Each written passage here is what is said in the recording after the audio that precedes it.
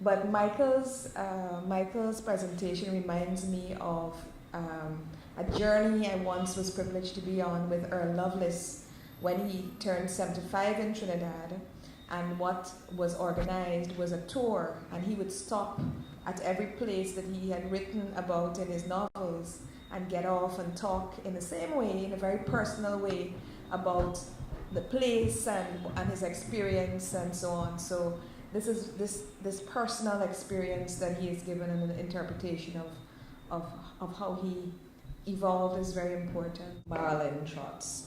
You know people way back. Of course. I just want to commend you on the most exhilarating evenings. I came here tired, exhausted, almost not wanting to come, and I feel very reinvigorated.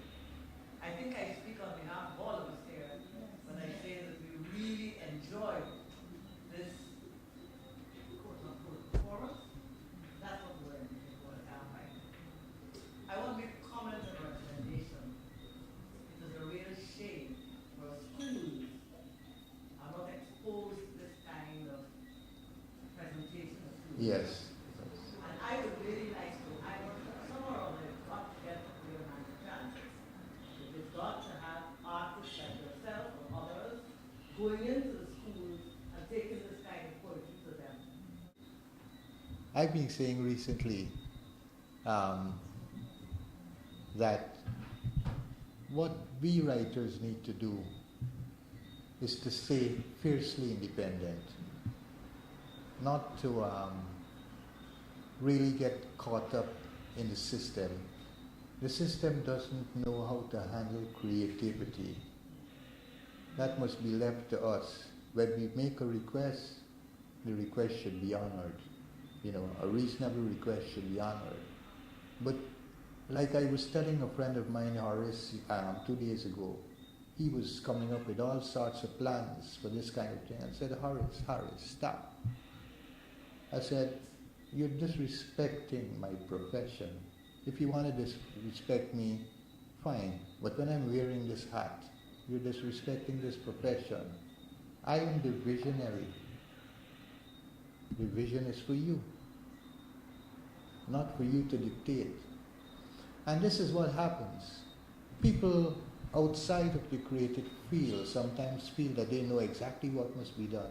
It's like Michael, I have a question, basically a comment. Thanks to Cecilia reading some of the work out of the group's second book. Thanks to reading one of my work too.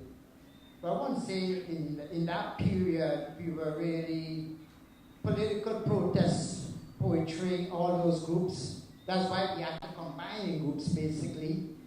And the school thing at that point.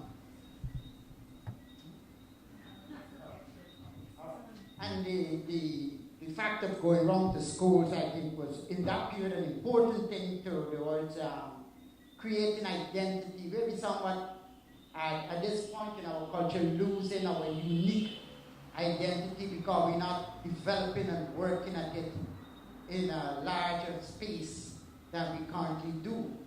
I do agree with you that the creativity is ours, and I do agree that the political space is very narrow and controlling about what the artists try to do and how it goes about doing it. And she's still got a lot of women artists that does a lot of wonderful work. And the problem we have here is the dichotomy between the freedom to do and the constraints that the society poses on us to get it done. Mm-hmm. And there will always be that tension, and that tension helps the creativity to grow too. But I think, and I do agree, that we need a bit more space and we need to get more grounded in the upcoming generation. I don't bother with that. But our profession is a dangerous one. I agree. But I think that each time in our life in Guyana, each era brings up its own problems. Yeah. You know, we can use these times, those times, the metaphor for this time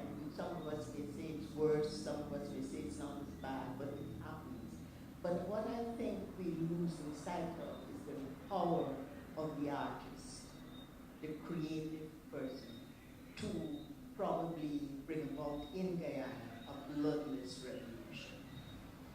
Because with all that's going on, we're headed towards the culmination of the revolution. Because this, what we're enduring now, only the artist can express it in ways that would have everybody stop and listen. What an artist can say in an hour or less on stage, it takes a politician probably years or never at all to get across to the people. And I feel, and this is what I have been trying to encourage my friends, that we should have some creative insurgencies. This time calls for creative insurgencies. I hear you. And those groups that you brought up that were formed, once upon a time, I feel that groups like that should spring up all over the place, and we should just express ourselves, because people can't keep what's in their minds bottled up all the time. They can't be fearful. It's my last night here, I think, tomorrow, and I couldn't have had a better last night. I'm an artist as well. I come from a family of artists. Michael, my father, was a writer. He died at 36, so he didn't have time. But I wholeheartedly agree with what he said. Please continue against the arts. You have to. The power of the arts is essential. And really, thank you so much for what you've given us this evening. Thank you very much. And thank you. I don't want people to leave with the concept that we don't have young poets working now. We have some great ones coming along. Yes. Randolph Critchlow for one. There's a lot of good poems coming through. Tracy Edmondson for another. He's also a singer.